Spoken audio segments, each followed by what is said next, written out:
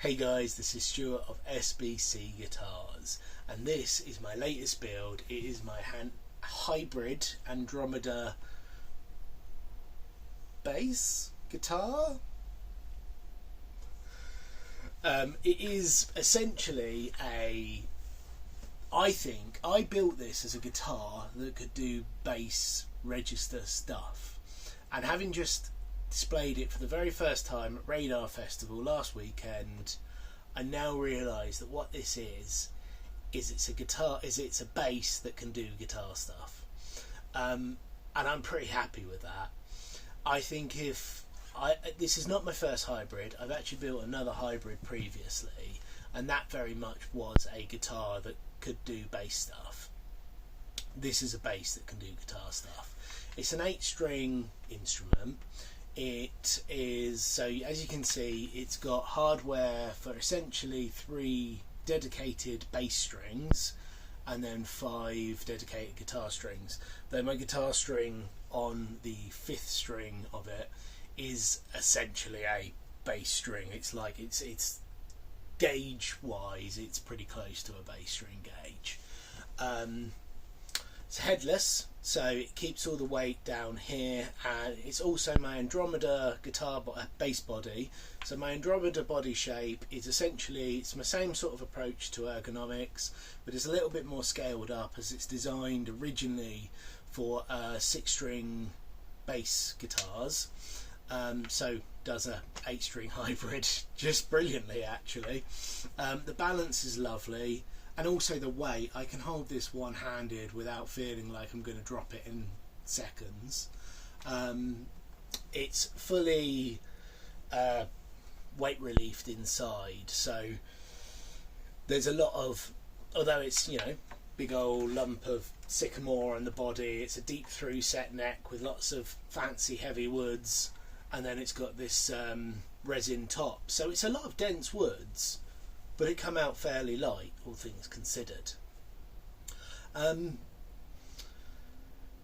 It's got 2 outputs, which is the second or third thing most people usually notice about it. I think one of the first things is probably the inlay work, which I'm pretty happy with. I really enjoy inlay work, but it takes a long time, and I wasn't going to do anything on this because this is such a gorgeous bit of Zarako on the fretboard. But I'm really glad I did, because actually it just makes the fretboard pop and adds this extra layer of interest into the build. And so, like, the inlay work, although I never make inlay work ever look like anything specific if I can avoid it, and if I do, I usually use a CNC. But being a bit of a completionist, I quite like to do as much as I can. So the concept for this was, like, I always do something around like star patterns and galaxies and almost like star charts, but again a bit vague. I very rarely do actual star patterns. I usually make something up that looks good on a fretboard, and with this I kind of had this idea of having like star patterns and almost having like alien runes and different signs around it, almost like it's like a star chart that's had notes made on it by some sort of like ancient space travelling tribe. I watch a lot of sci-fi, and it just seemed to fit on this guitar. So yeah. The guitar itself, as I was saying, has 2 outputs, so it's also got 2 very different pickups. They're both humbuckers, they're both using our Nico 5 pole pieces, they're both wound by myself. I sort of like and hate winding pickups. It took me about a day to wind these pickups all together, because it's quite difficult, and getting it up to the right amount, and my winding setup isn't bad, but it's hard to do it accurately.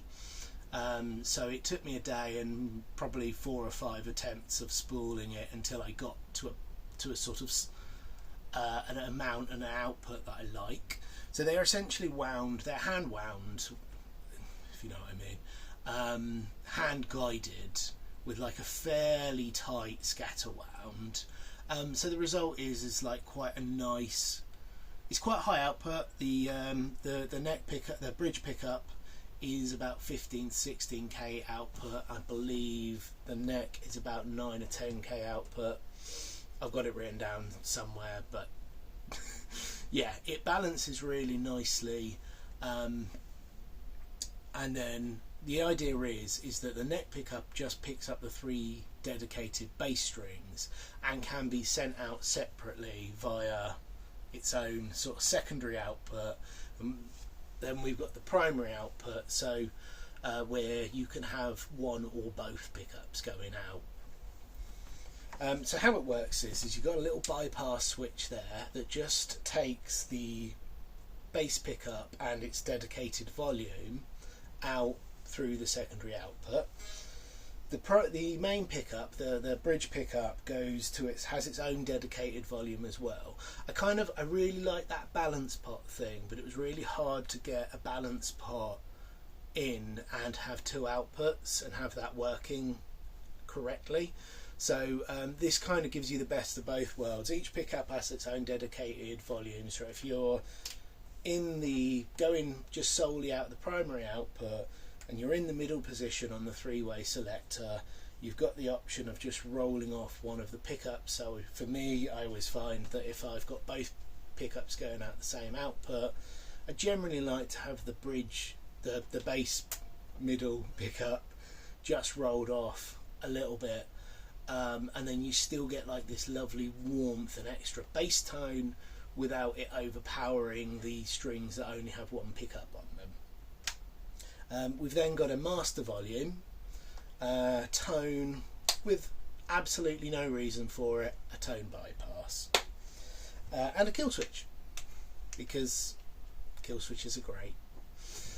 And that's kind of it. That's kind of all this guitar is. So it is quite, although there's a lot going on, it is quite simple. There's other stuff going on. It's got a 2-way truss rod and reinforcements. It's got a 7-part neck.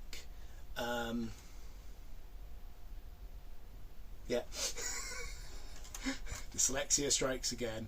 It's got quite a big cavity because originally this was meant to be active, but I could never quite make the active. It was meant to be active with a passive output, and I could never quite make it work in the way that I wanted to, whilst also keeping the controls simple enough.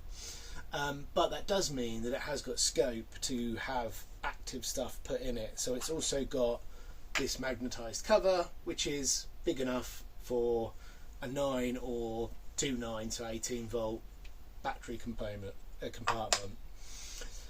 So it's got a lot going on for it. It's got a lot of scope for play and creativity, both being played but also in terms of what you could potentially do with it, or what you could get me to do with it if you bought it. I'm really happy with it. I'm going to probably make a few tweaks to it at some point, but yeah, it's one of those instruments, I think, that could always be a work in progress. It could always be you could try and think of the words.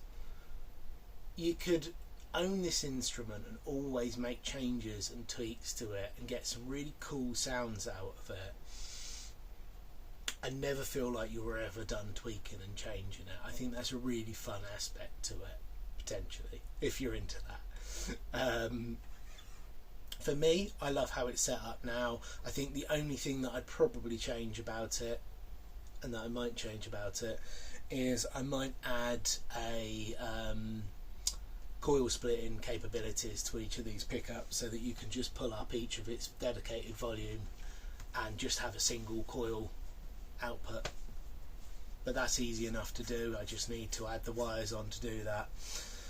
But yeah, otherwise, as I say, I'm really happy with this instrument.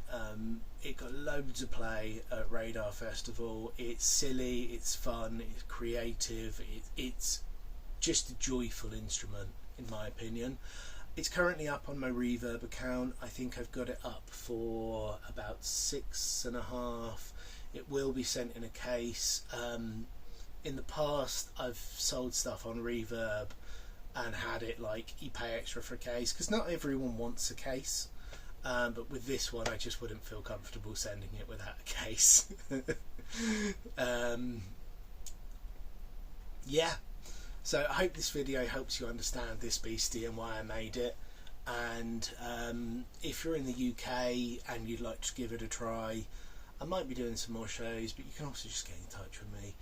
And thank you so much for watching. See you in the future, maybe? I don't know. I just ruined the end of this video really awkwardly, haven't I? But anyway, I think you're great, and I'll see you soon.